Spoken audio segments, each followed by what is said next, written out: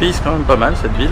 C'est parti pour l'ascension vers l'Acropole. Il faut se faufiler un petit peu pour avancer. Ça monte pas mal. Le métro il est pas terrible. Petites mésaventures. Effectivement, je comprends pourquoi c'est déconseillé. C'est vraiment la ville des tortues. On sent qu'on est dans une autre culture. C'est assez impressionnant. On n'y comprend rien. La bibliothèque d'Adrien. Il a l'air d'avoir beaucoup de livres. Je sais pas comment ils font. Ils doivent vraiment crever de chaud. Le grec, bon courage.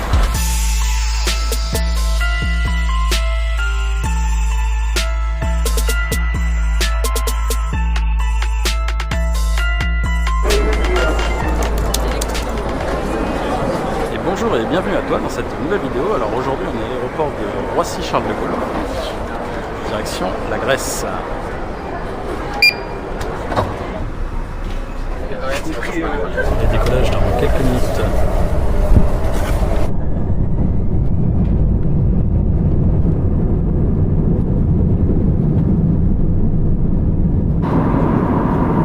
Petit snack dans l'avion.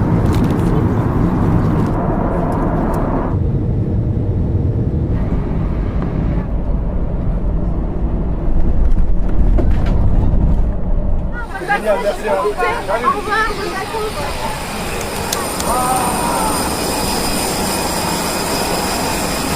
Et voilà, on est arrivé à Athènes. C'est bruyant là sur la piste. 27. C'est top. Il fait beau, ça change de Paris. Et c'est parti pour un road trip sur les traces de la mythologie grecque.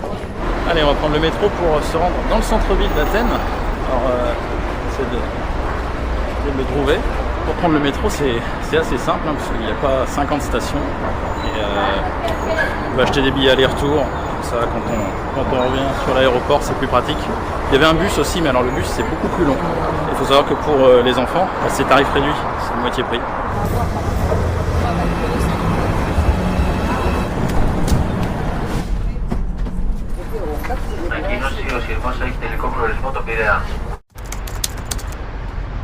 Alors on est à Athènes, il est 9h du matin et il fait déjà super chaud.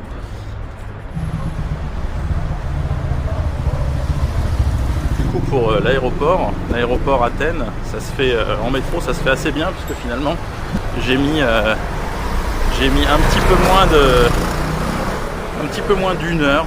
Hein, grosso modo il y avait un changement, une sorte de train comme un RER et ensuite un métro. Donc ça prend un petit peu moins d'une heure pour relier l'aéroport à la capitale. Le billet aller à aéroport Athènes c'est 9 €. L'aller-retour à 18 € et c'est utilisable n'importe quand. Donc si tu restes une semaine, bah, t'achètes le billet aller-retour. Après sinon ils vendent des passes 3 jours. Ils vendent des passes 3 jours à 20 €, mais alors là bon, bah, c'est limité à 3 jours et tu peux utiliser le métro et un peu partout dans Athènes.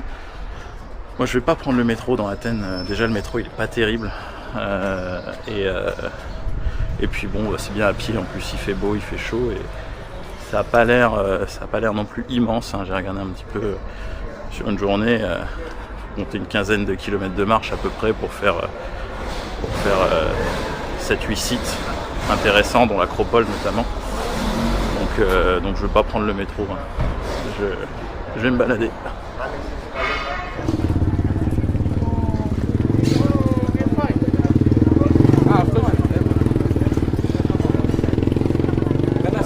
Une sorte de marché improvisé. Ça dépayse quand même pas mal cette ville. On sent qu'on est dans une autre culture. Alors, il y a un petit point commun avec Paris quand même. La ville est en travaux un peu partout. Alors, si tu viens en Grèce, une chose à savoir, bon la langue est totalement unique, hein. On parle le grec ici, mais l'alphabet aussi. Alors personnellement, on n'y comprend rien, hein, quand on regarde l'alphabet grec, à moins d'avoir étudié le grec. Donc voilà, donc pour se débrouiller, vaut mieux parler anglais.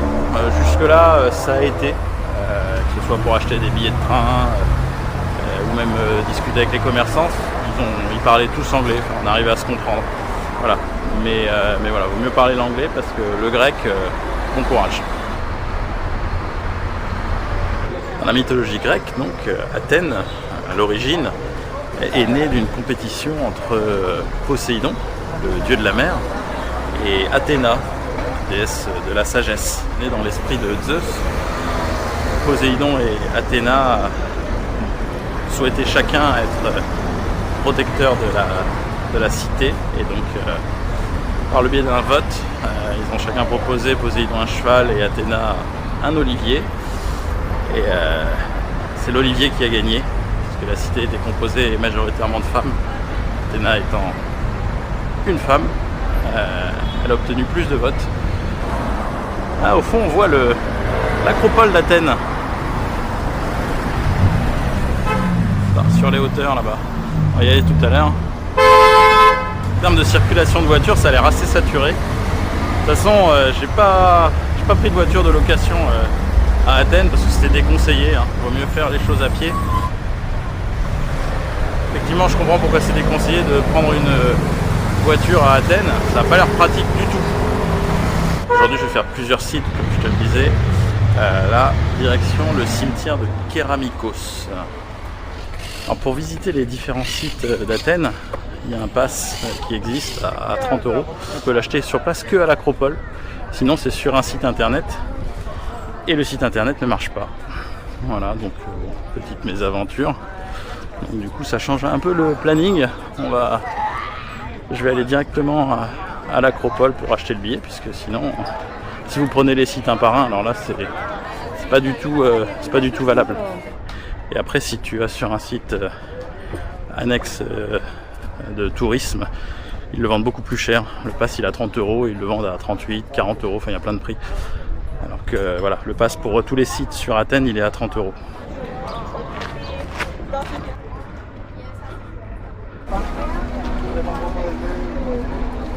On arrive au pied de l'Acropole, alors on voit que c'est quand même très très touristique, hein. Là, beaucoup de monde, et pourtant on est un jeudi en octobre. Pas vu le temps, c'est sûr qu'on se croirait pas en octobre. Petite animation locale.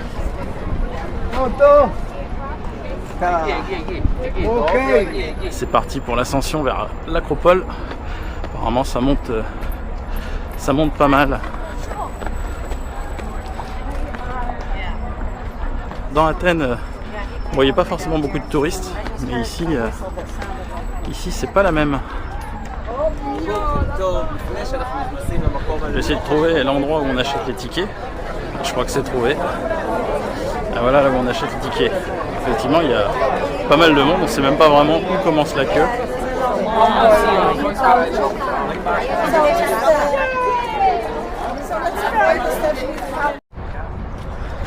Allez, après 20 bonnes minutes de queue, j'ai enfin réussi à avoir les tickets pour les différents sites qu'il y a à visiter à Athènes.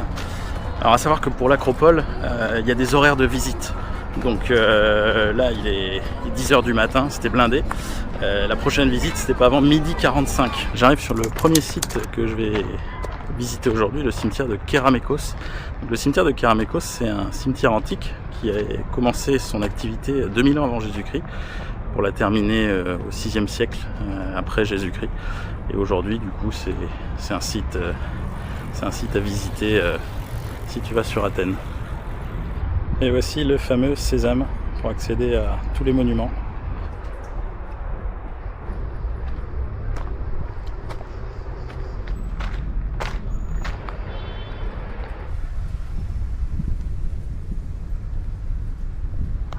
Ce qui est assez saisissant à Athènes, c'est que finalement toute la partie antique, elle est nichée au milieu de la ville, et donc ça fait vraiment comme une barrière en fait, une sorte de frontière où il y a toutes les ruines au milieu de la nouvelle ville. Là on peut le voir, effectivement on est encore dans les ruines du cimetière de Kéramikos. Et juste derrière c'est la ville, c'est totalement enclavé en quelque sorte. On va aller voir le musée qui est au cimetière.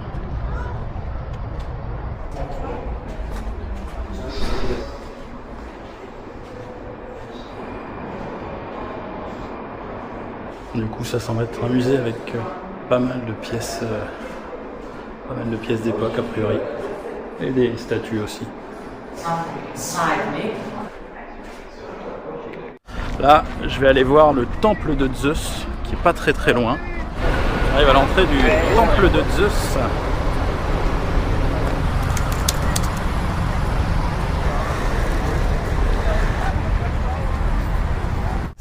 base un lieu de culte. La construction a commencé 50 avant Jésus-Christ, mais le temple a été terminé en l'an 150 après Jésus-Christ. Il faut s'imaginer quand même, là il n'y a plus que 15 colonnes, et il y en avait 104 à l'origine. Voilà, il y en avait 104, donc c'était un monument assez gigantesque, puisque c'était l'un des plus grands monuments de Grèce. On peut voir l'acropole qui surplombe effectivement le temple de Zeus. Il y a eu un tremblement de terre au Moyen-Âge qui a totalement détruit ce temple.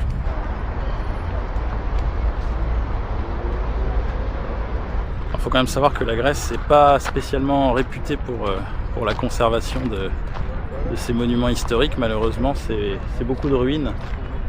Bien qu'on voit, que ce soit sur l'acropole ou au temple de Zeus, on voit quand même pas mal d'échafaudages. Donc bon, on essaye peut-être de maintenir l'existant, je sais pas. Mais voilà, c'est quand même pas mal de ruines. Donc après, si tu viens en Grèce, faut quand même prendre quelques petits renseignements sur les divers sites, parce que faut savoir imaginer, quoi.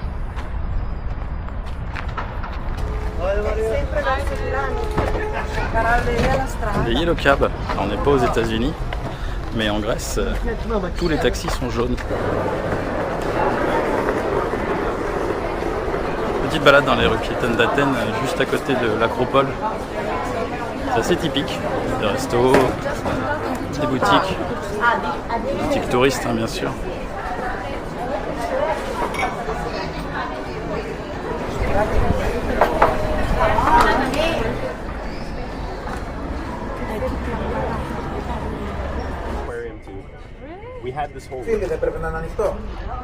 C'est vraiment la ville des tortues en fait. Là je passe devant la bibliothèque d'Adrien. Bon, alors par contre, il n'y a plus l'air d'avoir beaucoup de livres. À Paris, il y a même un mime.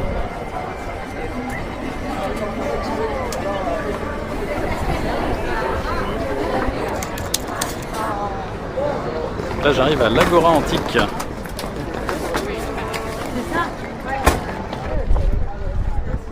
L'Agora antique à Athènes, c'était le centre de la vie politique, sociale. Il y avait un petit peu tout qui s'y passait, culturel.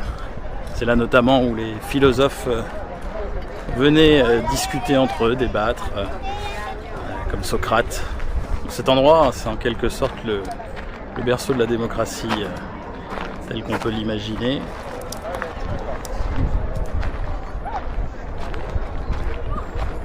Le grand bâtiment, c'est le musée de l'Agora et il a été construit dans les années 50. Toute une cour impressionnante avec plein de statues, alors sans tête. Donc, les têtes sont à côté.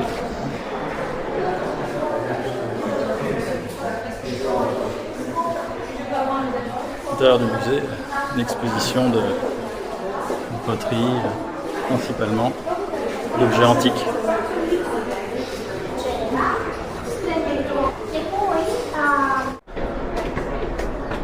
Arrivé à l'étage du musée, on aura une belle vue du coup sur l'Agora.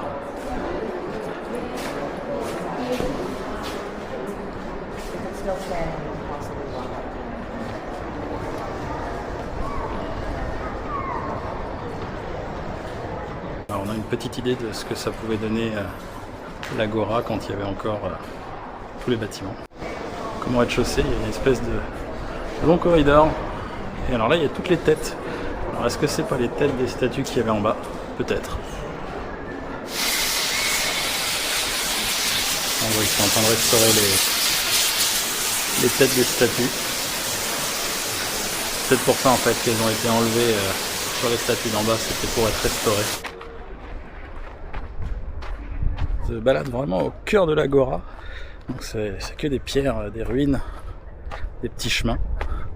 C'est plutôt grand à visiter. Un ancien canal visiblement. En plus du musée, il y a le temple d'Héphaïstos qui est bien conservé lui pour le coup. Comme pour l'acropole, le temple d'Héphaïstos se situe légèrement en hauteur. Donc encore un chemin un chemin dans les ruines. C'est vrai que ça monte pas mal, hein. Si on regarde autour d'Athènes, il y a pas mal de collines, hein. Alors c'est pas des montagnes, mais c'est pas mal de petites collines. Je suis arrivé au temple d'Héphaïstos.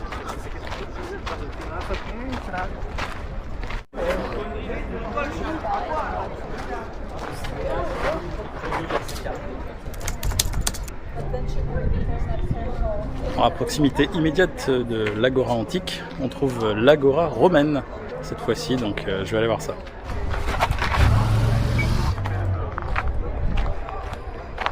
L'agora romaine est un peu plus petite que l'agora antique, beaucoup plus petite même. Alors comme pour l'agora antique, l'agora romaine servit de place pour tout ce qui est politique notamment. La différence qu'il y avait avec l'agora antique, c'est que c'était réservé aux hommes. Donc interdiction pour les femmes de venir dans ce lieu.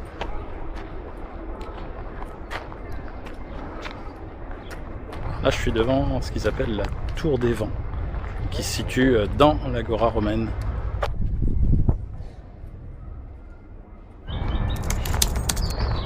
Là je suis au Jardin National, c'est le plus grand parc de la ville. Il y a 15 hectares en plein cœur de la ville, donc il y a de quoi se balader.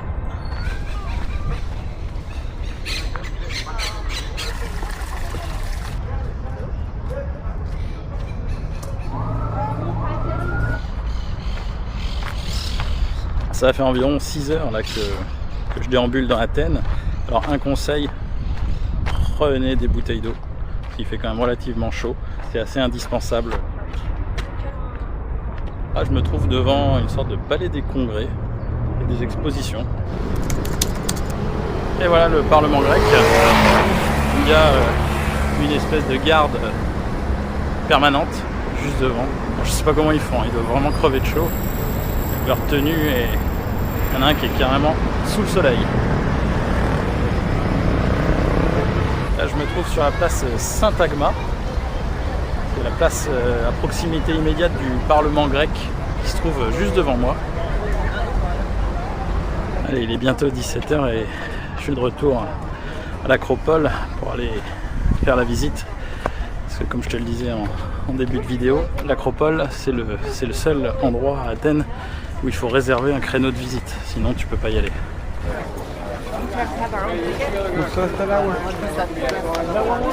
17 h c'est le dernier créneau et même pour le dernier créneau c'est plein. Et vraiment il y a du monde tout le temps. Allez voilà, je viens de passer les contrôles des billets pour rentrer à l'Acropole. Bon, c'est une petite dizaine de minutes d'attente là à peu près.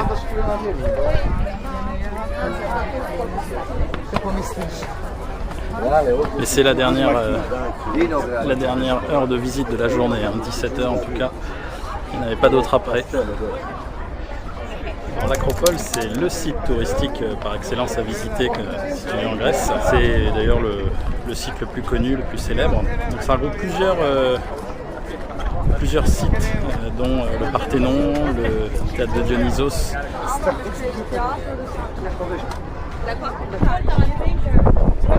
Juste devant moi, c'est le théâtre de Dionysos.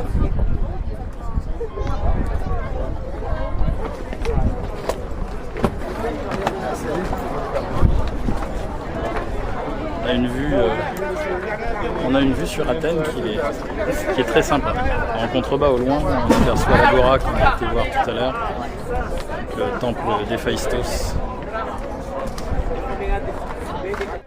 Alors, par contre, en termes de monde, c'est surchargé. C'est pas la queue leu-leu, mais presque. Voilà, alors faut se faufiler un petit peu pour avancer.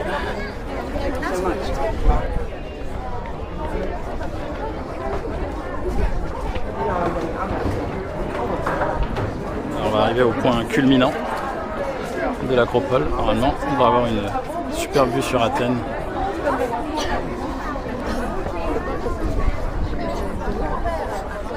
Voilà, alors ça c'est le propylée, on voit ici. Et les grands bâtiments Juste là, c'est le Parthénon, le plus emblématique de l'acropole. Il y a un chemin central qui est balisé, mais le reste, ça a l'air d'être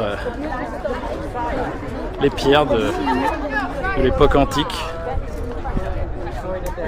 Alors attention parce que ça glisse pas mal. Là, ce qu'on voit juste à côté du Parthénon, c'est un temple qui est dédié à Athéna. En même temps, toute la ville est un peu dédiée à Athéna. Hein. Alors, il est vrai que le panorama sur la ville d'Athènes est assez incroyable.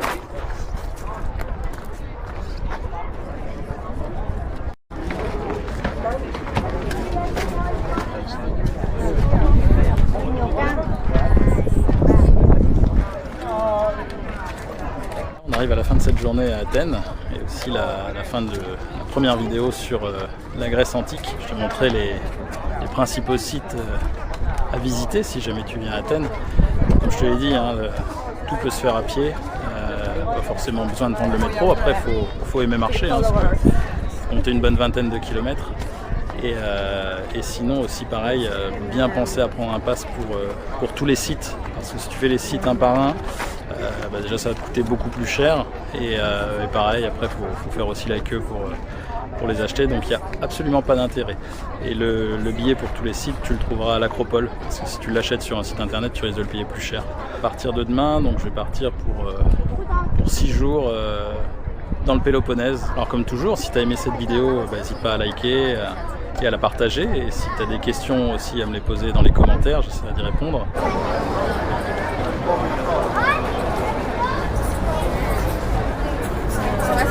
Petit bonus de fin de journée, je me balade